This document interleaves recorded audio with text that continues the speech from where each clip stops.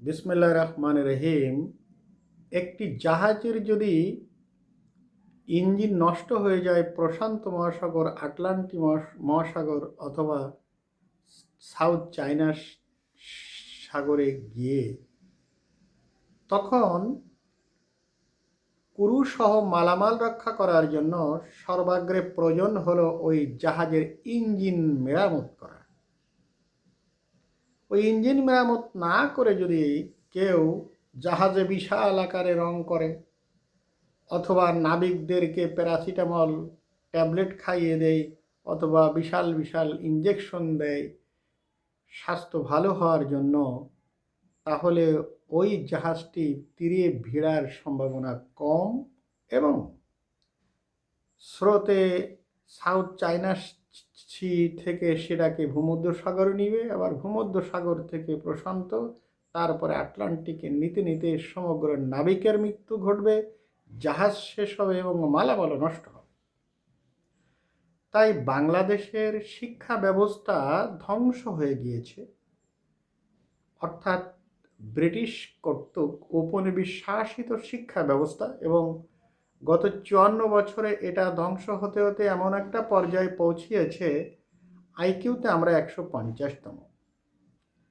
জাহাজের ইঞ্জিন মেরামত না করে, অর্থাৎ একটা দেশের শিক্ষা ব্যবস্থাকে সংস্কার না করে আপনারা যাই করেন, যেখানেই টাকা ইনভেস্ট করেন এবং যেভাবেই এদেশের উন্নয়ন করতে চান, সেটা হবে জাহাজের ইঞ্জিন মেরামত না করে বিশাল আকারে রং করে দেয়া অথবা 3-4টা ঢোলের মতো তাবিজ জাহাজে বসিয়ে দিয়ে তার বদৌলতে এই ইঞ্জিন সারার ব্যবস্থা করা, অথবা তেল পড়া পানি পড়া বাসকের পাতা খাওয়ানো।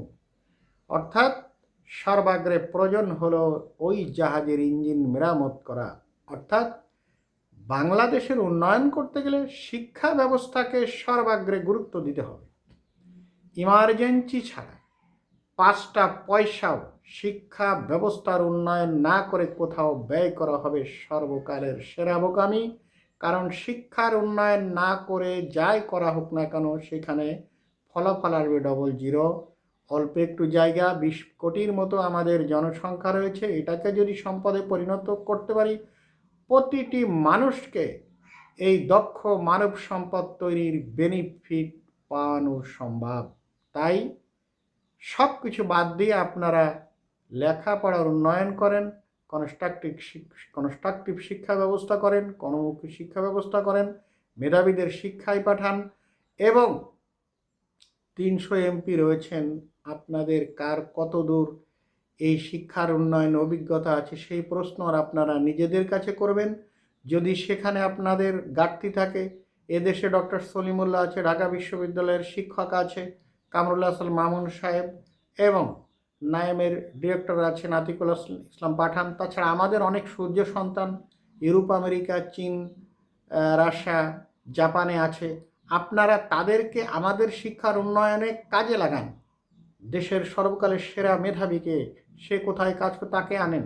প্রয়োজনে প্রত্যেক চাকরিজীবীদের কাছ থেকে 10 টাকা করে আপনারা কর্তন করেন, তাদেরকে সেখানে যে বেতন পাচ্ছে তার থেকে দ্বিগুণ বেতন প্রদান করেন। 50 লক্ষ টাকা হোক, 1 কোটি টাকা হোক, সেটা 10 টাকা করে যদি কর্তন করা হয়, তাহলে 22 লক্ষ পেশাজীবীদের পক্ষ থেকে এটা কিছুই না, কিন্তু দেশের উন্নয়ন করা যাবে। তাই জাহাজের ইঞ্জিন মেরামত না করে রং করা, ওই নাবিকদেরকে তাবিজ গলায় ঝুলিয়ে দেয়া, রহিম সাসার ঝাড়া, করিম সাসার পানি পড়া, এই সব কোনো কিছুতে কোনো উন্নয়ন হবে না। যদি কোনো জ্ঞানী লোক এদেশে থাকেন, আমার সাথে বসতে পারেন। আপনি যদি আপনার কাছে আমি তর্কে হেরে যাই, আমার হালের গরু তাকে দিয়ে দেব।